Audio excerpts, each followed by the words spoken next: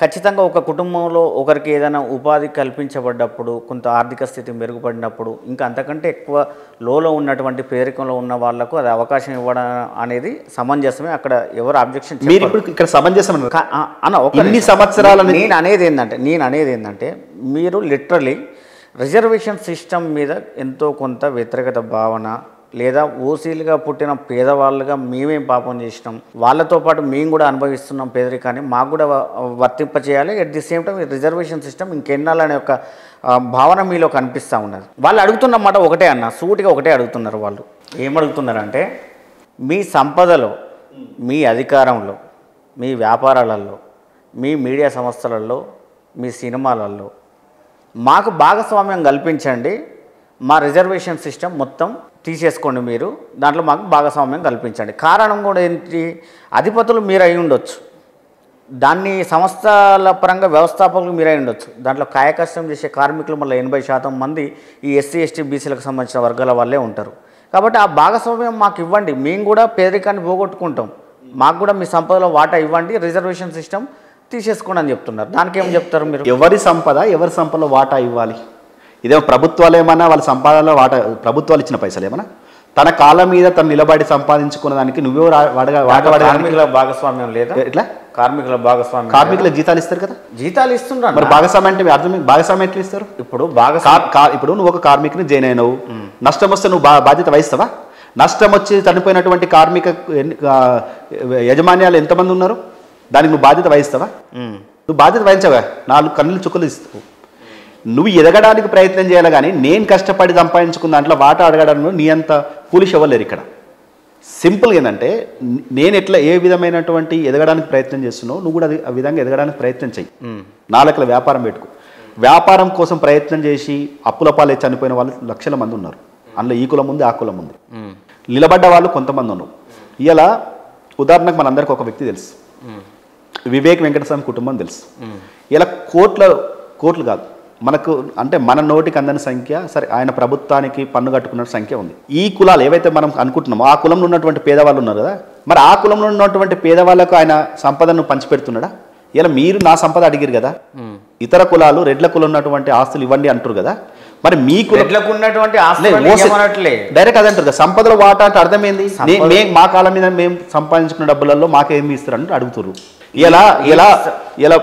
ఇక్కడ భూదాన ఉద్యమం వచ్చింది. భూదాన ఉద్యమంలో ఏదైతే 50 ఎకరాలకు పైన ఉన్నటువంటి భూములన్నీ కూడా పంచడం జరిగింది.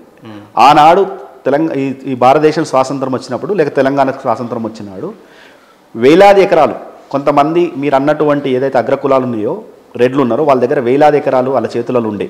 అన్న ఇక్కడ ఒక పాయింట్ మీరు చెప్పండి, ఇక్కడ ఒక పాయింట్ నేను రేజ్ చేస్తాను. చాలా మట్టుకు రెడ్లలో కానీ లేదా ఇతర అగ్రవర్ణాలలో కానీ చాలామంది, లేదా ఈ భూస్వామ్య వ్యవస్థ ఉన్నప్పుడు మా కింద 1000 ఎకరాలు ఉండే, 2000 ఎకరాలు ఉండే, 500 ఎకరాలు ఉండే, 10,000 ఎకరాలు ఉండే, ఈ ఊర్లన్నీ మా ఆధీనంలో ఉండే అని చెప్తున్నారు. అసలు అన్ని 1000 ఎకరాలు ఎట్లా వచ్చినాయన్నా?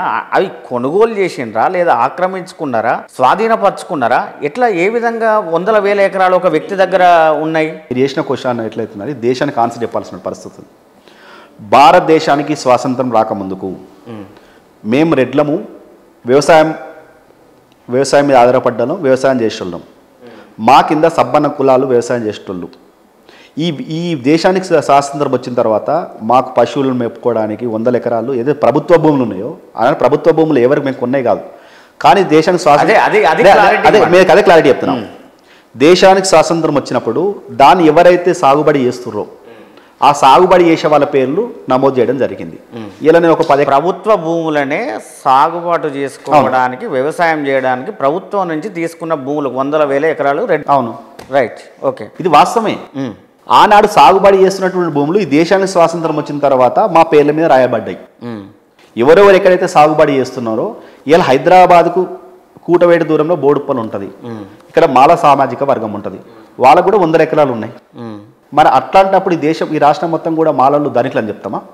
లేకపోతే ఈ రాష్ట్రం మొత్తం కూడా మాలల చేతులలో భూములు అని చెప్తామా? ఏ ప్రాంతంలో ఎవరైతే వ్యవసాయం చేయబడ్డారో, వ్యవసాయం చేస్తూ ఉన్నారో, అప్పుడు వాళ్ళ చేతుల భూములు ఉన్నాయని ఆ రోజు ప్రభుత్వం ఇవ్వడం జరిగింది. అత్యధిక శాతం రెడ్ల చేతుల్లోనే ఉంది. అవును, మేము వ్యవసాయం ఆ రోజు ఈ భూమికి విలువ లేదు కదా, ఇలా కోట్ల రూపాయల ఎకరాలు ఉంది కానీ ఆ రోజు భూమికి విలువ లేదు. భూమిని ఈ కింది వర్గాల చేతికి ఎందుకు పోలేదన్న భూమి? వాళ్ళు వ్యవసాయదారులు కాదు, వ్యవసాయం చేయలే కదా. ఏం చేసేవాళ్ళు? ఇలా వివిధ కులాలు వాళ్ళ కుల వృత్తులు ఉన్నాయి. చాకలోళ్ళు బట్టలు, పద్మశాలు బట్టలు నేయడము, ముదిరాజులు చేపలు పట్టడం, అంటే వివిధ కుల వృత్తులు వాళ్ళు ఎంచుకోరు. ఆ కుల వృత్తులలో వాళ్ళు ఉన్నారు. ఇలా చెర్ల మీద ఆధిపత్యం ఎవరికి ఉంటుంది? ముదిరాజులకు ఉంటుంది, లేదు బెస్తులకు ఉంటుంది. చెర్ల మీద ఆధిపత్యం అంటే వాళ్ళ చెర్లల్లో వాళ్ళు చేపలు వేసి పెంచారు కాబట్టి వాళ్ళ ఆధిపత్యం మాకు ఇది మా హక్కు అని చెప్పుకోలేదు. ఇలా తాడి చెట్ల మీద ఎవరికి ఆధిపత్యం ఉంది? ఇలా గమ్లోలకు ఉంటుంది. ఎందుకంటే వాళ్ళ కుల వృత్తి, వాళ్ళు ఆ చెట్లు ఎక్కిరు కళ్ళు తీసిరు కాబట్టి మా కుల వృత్తి మాకు ఆధిపత్యం అంటారు. అట్లనే రెడ్లు అనేటోళ్ళు కూడా, రెడ్లుగా అయినా ఇలా మున్నూరు కాపులైనా కొన్ని గ్రామాలలో గౌడ్స్ అయినా కూడా వీళ్ళందరూ వ్యవసాయం చేసిరు కాబట్టి ఆ వ్యవసాయం చేసినటువంటి స్థలాలను వాళ్ళ చేతిలో ఉన్నాయి. ఇలా ఎవరు గుంజుకుంది కాదు, ఎవరు ఇచ్చింది కాదు. అదే భారతదేశానికి స్వాతంత్రం వచ్చిన తర్వాత, ఇక్కడ భూదాన ఉద్యమం వచ్చిన తర్వాత 50 ఎకరాలకు పైబడి ఏ కుటుంబంలో కూడా 50 ఎకరాలకు పైబడి ఉండొద్దు అని వచ్చిన తర్వాత ఇక్కడ అన్ని మిగతా భూములన్నీ కూడా ఇతర కులాలకు పంచడం జరిగింది. అంటే వీళ్ళు కష్టపడి వీళ్ళ దగ్గర ఉన్నారు, వీళ్ళు ఇస్తున్నాను కాదు. ఎవరైతే ఎక్కువ భూమి ఉండొద్దు, అందరూ సమానం, మిగతా వాళ్ళకు కూడా ఆ భూమి అవకాశం కల్పించాలనేది ఇవాళ 9వ షెడ్యూల్ మీద చాలామంది మాట్లాడుతారు కదా. అసలు 9వ షెడ్యూల్ వచ్చిందే భూదాన ఉద్యమం. భూమి ఇతర చేతుల, అంటే సామంతరాజుల చేతుల, కొంతమంది గుత్తాధిపత్యం చేస్తున్నటువంటి వ్యక్తుల చేతుల భూమి ఉంది. ఆ భూమిని తీసి మిగతా కులాలకు ఇవ్వాలనే ఆలోచన ఆ రోజు పండిత్ జవహర్లాల్ నెహ్రూ చేసినప్పుడు, ఇట్లయితే మిగతా వాళ్ళు కోర్టులో పోయో లేకపోతే ఇట్లా డిస్టర్బ్ చేసే అవకాశం ఉంటుంది కాబట్టి ఈ భూమిని మనం పంచాలంటే 50 ఎకరాల కన్నా ఎక్కువ ఉండకుండా సీలింగ్ తేవాలంటే 9వ షెడ్యూల్లో పెట్టాలని చెప్పి మొట్టమొదటిసారిగా వచ్చినదే 9వ షెడ్యూల్ వచ్చినదే భూముల కోసం వచ్చింది. భూమి ఇతర వర్గాలకు, పేద వర్గాలకు ఇవ్వాలనే తీసుకొచ్చిందే 9వ షెడ్యూలు. ఇలా 9వ షెడ్యూల్ ఆ తర్వాత తమిళనాడులో 9వ షెడ్యూల్ను రిజర్వేషన్, బీసీ రిజర్వేషన్ పెంచడం, దాన్ని 69% తీసుకుపోవడం, ఇలా 9వ షెడ్యూల్ పెట్టి నాలాంటి వ్యక్తో మీలాంటి వ్యక్తో ఏం చేసిందంటే 1971 తర్వాత 9వ షెడ్యూల్లో ఎవరైతే ఈ రిజర్వేషన్ పెట్టిరో మొన్న 2010లో తను 9వ షెడ్యూల్ను అక్కడ అడిగిండు. ఏ రాజకీయ నాయకుడు వచ్చి, ఏ రాజకీయ పార్టీ వచ్చి తనకి ఇష్టం వచ్చినటువంటి పని చేసి దాన్ని 9వ షెడ్యూల్లో పెడితే మనం ఒప్పుకుంటామా? ఈ దేశ సమగ్రత ఉంటుందా అని అడిగినప్పుడు మన దేశం భూభాగాన్ని ఇతర దేశాలకు ఇచ్చి దాన్ని 9వ షెడ్యూల్ పెడితే ఎవరు కూడా సుప్రీంకోర్టు పోవద్దు, ఎవరు కూడా ఇక ఆ షెడ్యూల్ను అడగొద్దు అని అంటే మీరు ఇప్పుడు ఈ దేశంలో అంతర్భాగమైనటువంటి సమస్త ప్రజలు, సమస్త ప్రజానికం వారి వృత్తిరీత్యా లేదా వారికి ఇష్టానుసారం వచ్చినటువంటి పనులలో కాస్త వాళ్ళు నైపుణ్యం పెంచుకొని చేస్తున్న క్రమంలో దాని మీద హక్కు సాధించడం వేరు. అది ఈ దేశంలో అంతర్లీనంగా అంతర్గతంగా ఏర్పడేటువంటి హక్కు. మీరు దీన్ని పరాయి దేశానికి ఆపాదించి పరాయి దేశం మనల్ని అడిగితే ఎట్లా 9th షెడ్యూల్? ఒక రాజకీయ పార్టీ వచ్చి తన రాజకీయ పార్టీ అవసరాల కోసం ఈ దేశ భూభాగాన్ని వేరే దేశానికి ఇస్తున్నా 9వ షెడ్యూల్లో పెడుతున్నా అని చెప్తుంది. అదే అన్నప్పుడు మీరు ఒప్పుకుంటారా? అదే అట్లా అన్నారు కాబట్టి అప్పుడు ఏం చేసిందంటే సుప్రీంకోర్టు 1974 నుంచి ఇప్పటి వరకు ఏదైనా 9వ షెడ్యూల్లో పెడితే మేము రివ్యూ చేస్తాము, 9వ షెడ్యూల్లో ఖచ్చితంగా మేము ఇన్వాల్వ్ అయ్యి మేము మాట్లాడతామని చెప్పారు. ఇలా చాలామంది బీసీ నాయకులు ఏం చేస్తున్నారంటే ఈ 42% రిజర్వేషన్లను 9వ షెడ్యూల్ పెట్టొచ్చు కదా, 9వ షెడ్యూల్లో పెడితే ఖచ్చితంగా రిజర్వేషన్లు నిలబడతాయి, బీసీలకు రిజర్వేషన్లు వస్తాయి అని అబద్ధం సృష్టిస్తూ ఉన్నారు. అదే 2010లో కూడా కోర్టు అదే చెప్పింది. 9వ షెడ్యూల్లో ఏ అంశాన్ని పెట్టినా కూడా ఖచ్చితంగా మేము రివ్యూ చేస్తామని చెప్పింది. మీకు ఇక్కడ రివ్యూ చేస్తారని మీరు అంటున్నారు. లేదు, కోర్టు చెప్పింది. సరే, కోర్టు చెప్పింది. మరి తమిళనాడులో 9th షెడ్యూల్లో 69% రిజర్వేషన్ ఎట్లా అమలు అవుతుంది అక్కడ? ఇప్పుడు కూడా అది కూడా అక్కడ కేసు నడుస్తూ ఉంది.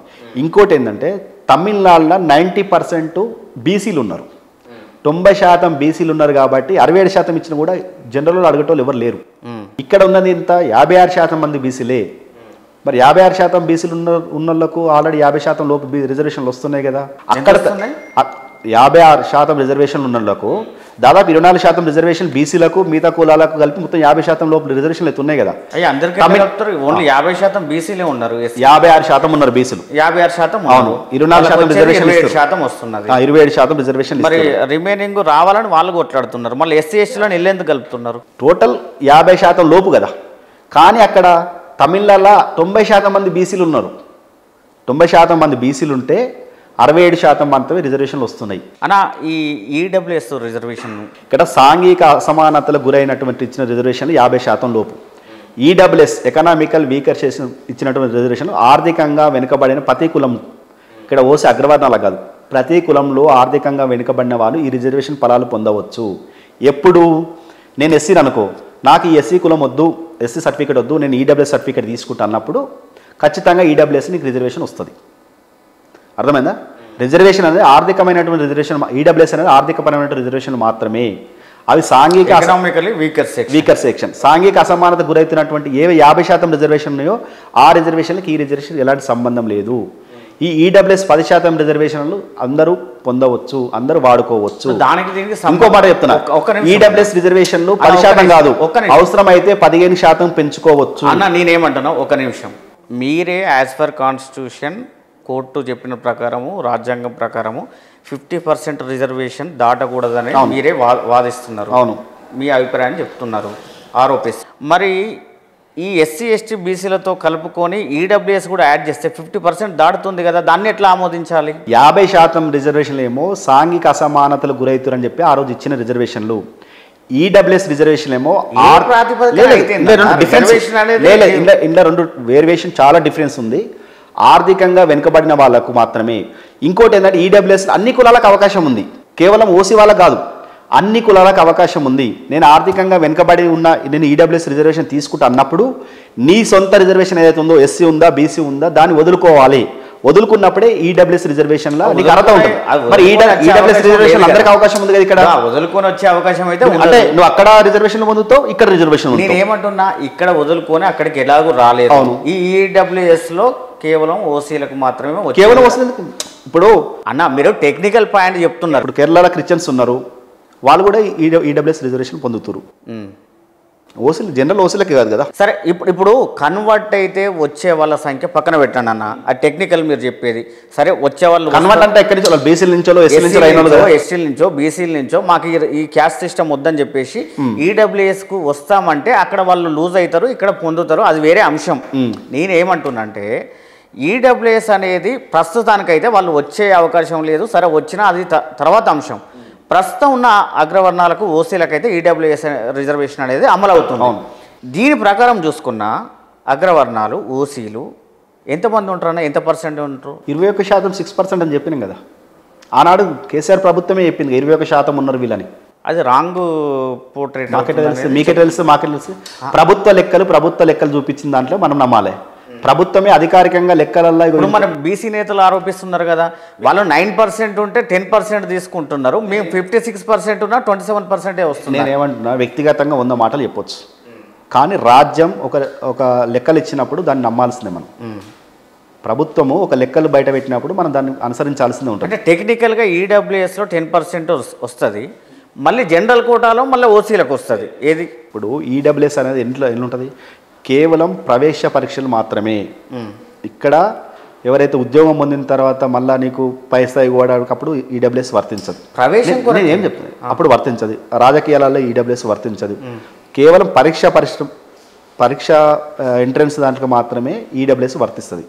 ఈడబ్ల్యూఎస్ 10% రిజర్వేషన్కు 50% రిజర్వేషన్కి ఎలాంటి సంబంధం లేదు. మన మెడికల్ సీట్లు వచ్చినాయి అన్న, మన మెడికల్ కౌన్సిలింగ్ జరిగింది. అవును, ఈడబ్ల్యూఎస్ కోటాలో 10 సీట్లు ఓసీలకు వచ్చినాయి మ్యాక్సిమం. ఏది మీరు అన్న ఈ టెక్నికల్గా సర్టిఫికెట్లు తీసుకుపోయి అన్నీ ఏం చేయలేదు, జరగలేదు.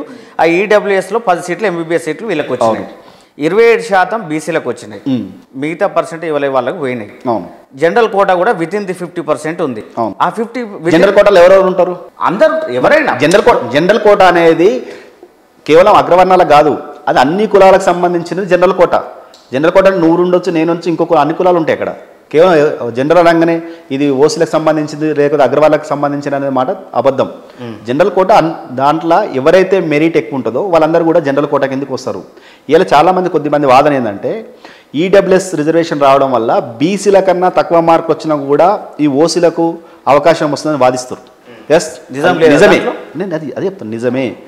అది ఎట్లా అంటే దాని లెక్క ఉంటుంది, రోటరీ వ్యవస్థలు ఉంటుంది. నువ్వు ఎంతమంది ఈ ఎగ్జామ్కి అటెండ్ అయ్యారు, అందులో ఎంత శాతం పాస్ అయినారు, ఇంట్లో అగ్రవర్ణాలు ఎంత శాతం దీనికి అర్హత కోసం ఈ పరీక్ష కోసం రాశారు అనేదాన్ని దాని రోటరీ వ్యవస్థలో మాత్రమే ఇస్తారు.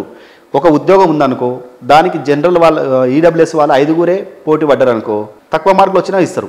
అదే బీసీ దాంట్లో ఒక ఉద్యోగం ఉంటే 50 మంది పోటీ పడితే నీకు ఎక్కువ మార్కులు వచ్చినా దానికి అవకాశం ఉండదు కదా.